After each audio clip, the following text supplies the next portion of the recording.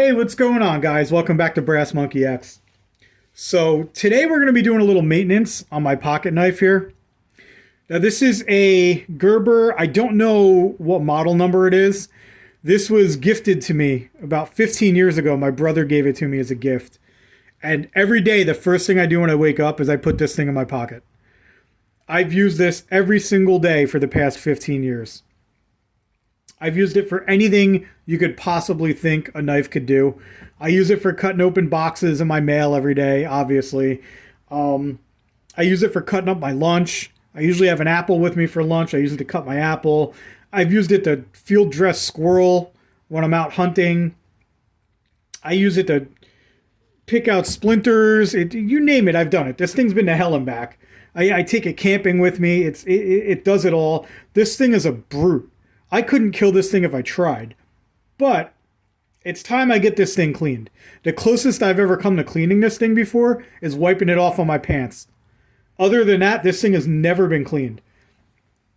And as you can see, it's got all these little screws and everything. I'm not taking that apart. I'm not getting in there and messing with it. I'm not going to take it apart and clean it by hand. You know, I don't want to mess up the alignment either. The alignment's still really good on this thing, especially for being 15 years old and being used every day. So I don't want to mess with that. So we're just going to throw it in the ultrasonic cleaner here. Okay. Now, like I was saying about the maintenance on this thing, I've never cleaned it. I've only had to sharpen this thing once. I've sharpened this thing one time in the past 15 years. I mean, I've stropped it a few times. Maybe once, twice a year, I take it to a strop. You know, I actually have a video about that. I built myself a homemade strop. If you want to go check that out, it's in my playlist. But I'll strop it a couple times a year. That's about it for maintenance. So it's overdue. I mean, if you look in here, you can see it's getting pretty grimy in there. Sorry, it's hard to get that to focus. I mean, it's the finish is coming off of it. You know, it's not as nice looking as it once was, but it definitely needs to be cleaned. You could feel it when you're closing it. It hits a certain point there where it just starts to, it gets a little gritty. It's not as smooth as it used to be. I remember when I first got it, I used to be able to flick it open without even touching the assisted open here. It would just flick right open. I mean, this thing used to be so smooth, and it needs some work. Also, the little lock here, the locks are fine, as you can see on both sides there. They're just, every now and again, they get stuck a little bit. Because, I mean, there's obviously some grime and some dirt down in there. And like I said, I don't want to take it apart. I'm just going to throw in the ultrasonic cleaner and get that all cleaned up. So I got my Hornady ultrasonic cleaner. Now, you don't need to use a Hornady, obviously. You can get one from like Harbor Freight for like half the price, but stupid me, I bought one from Hornady for some reason. You also don't need to use like a special cleaner like this. This is what I use for cleaning my gun parts. It's also from Hornady. But I mean, you could just use like a detergent or something. You know, whatever you like, dish detergent like Dawn or whatever. You just put a little bit of that in there and it should be fine. But we're just going to go ahead, throw this in here. You don't have to open it up or anything. You just drop it in. Okay, and we're going to go ahead. We're going to set this. Let's see. We don't need the degas mode. We'll just leave it on the normal mode. And we'll set it for, let's see, 25 minutes sounds good. And then we're going to just turn the heat setting on too. So these things get a little bit cleaner when you use the heat setting for some reason. And we're just going to go ahead and turn that on. And then what I'm going to do is I'm just going to go work out for a little bit. And then I'll be back as soon as this thing's all done.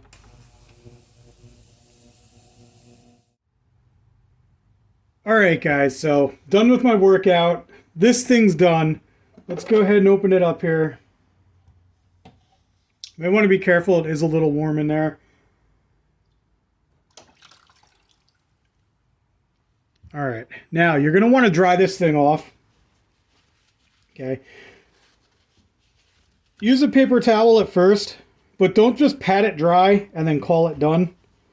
You're going to want to make sure you get all of the water out of here. You don't want any moisture left on this thing. Oh my God, that's so much smoother already. Anyway, you're going to want to dry this off somehow. I'm going to take it over to my compressor. I've got a blower for that. I'm just going to blow it out, make sure I get all of the moisture off of this thing. If you don't have a compressor, you could use like canned air, or honestly, if you have like a dehydrator, pop it in a dehydrator for a little bit and let the dehydrator get rid of all that moisture on there. But let me go blow dry this. I'm gonna take it over to the compressor and then I'll be right back. All right, guys. So I got it all dried off. Here it is, as you can see. This is what it's gonna look like. This thing is bone dry now, so I am gonna have to oil it. But before I get to that, I'm not gonna sharpen the blade. I'm just gonna strop it. But I am going to try and sharpen up these serrations a little bit. Now, how I do that is I use my Lansky sharpener here. It's got this ceramic on it here, and it tapers off to a real thin point. And I use that to get in there. It fits perfectly to get the serrations in there. So that's what I'm going to be using to sharpen up the serrations a little bit. And then, like I said, I'm just going to strop this blade. This blade's it's not bad. It just needs to be stropped. I don't need to sharpen it. I don't want to take it to a stone right now, as I want to preserve this edge as much as I can. And I mean, there's no nicks in it. It doesn't need to be like refinished or anything. It really doesn't need a sharpening. It just needs to strop. I mean, it's not, you can't shave hair with it or anything right now, but it's not bad. If I actually, here, let me turn the light on. If I scrape my thumbnail here, yeah, like I'm not getting much off of there, but you can see it still scrapes my thumbnail. So, like I said, don't need to sharpen it, but I'm going to strop it. So, let me just show you real quick. Like I said, with my Lansky here, I'm just going to get in there, and you can see the serrations. This fits in those perfect. So I just get it in there, and I just real lightly. You don't have to go crazy with it.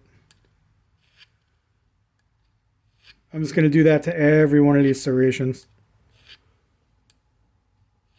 So I'm going to go take care of that, and then I'm going to strop it as well.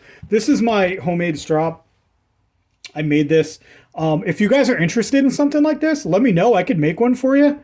I probably wouldn't charge you too much money, but just email me. My email is in the comment in the description down below. So, I mean, if you just comment or, like I said, just send me an email, I can give you some details on that if you want me to make you one. But I start on the smooth side here, then I flip it over, I do the rougher side. I don't like to use a compound. You don't have to use a compound. I mean, a compound will get you a nicer edge, but you don't really need to use a compound. But there are a few tricks to doing this. You want to go real light. You don't want to apply a lot of pressure. Real light. Go as light as you can. You really don't have to do a lot of pressure at all.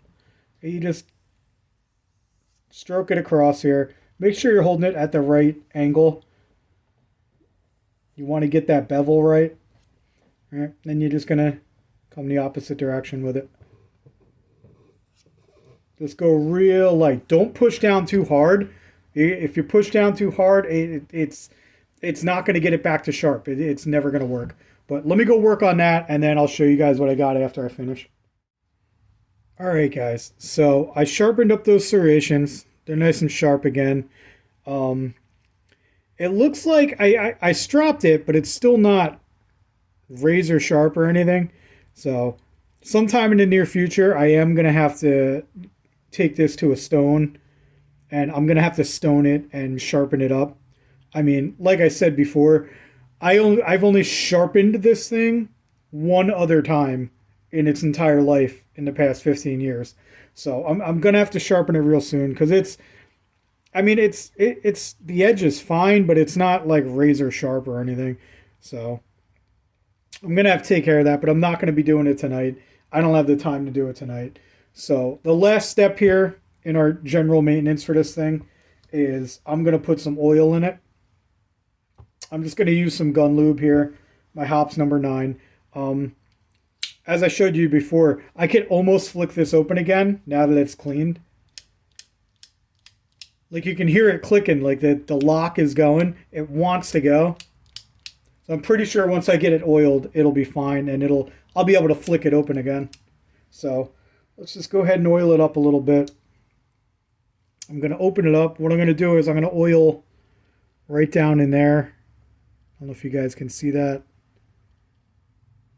Then I'm going to close it and oil in here. There we go. I'm going to oil right down there. And then I'm probably going to put a little bit of oil down here in the locks so that those work a little smoother. Because like I said, those were getting a little rough. That's why I decided to do this maintenance in the first place. So let me just go ahead and drop a little bit of oil right down here. Just a drop. You don't need a lot. I'm going to work it in a little bit. I'm going to put some right here in the top.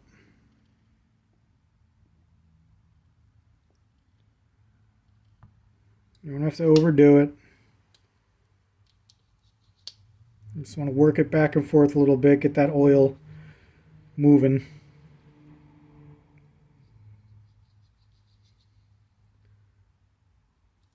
You know, maybe just put a little bit more.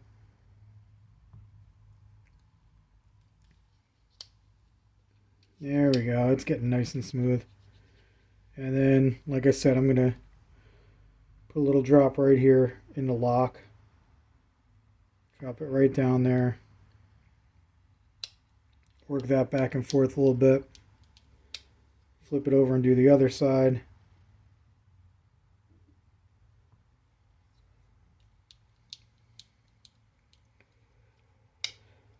And honestly, I should do the blade just to protect it. Just rub a little bit on there.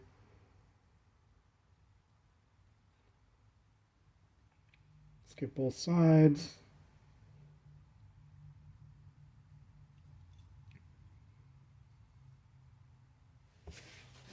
Wipe off any excess.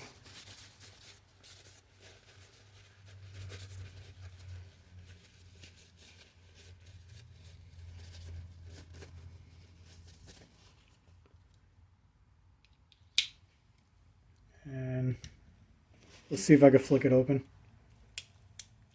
There we go. There it is. Yeah, I knew it. A little violent, but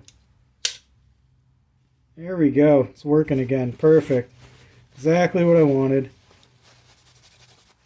And again, like I said, just make sure you clean off all that excess. You don't want too much oil on this thing.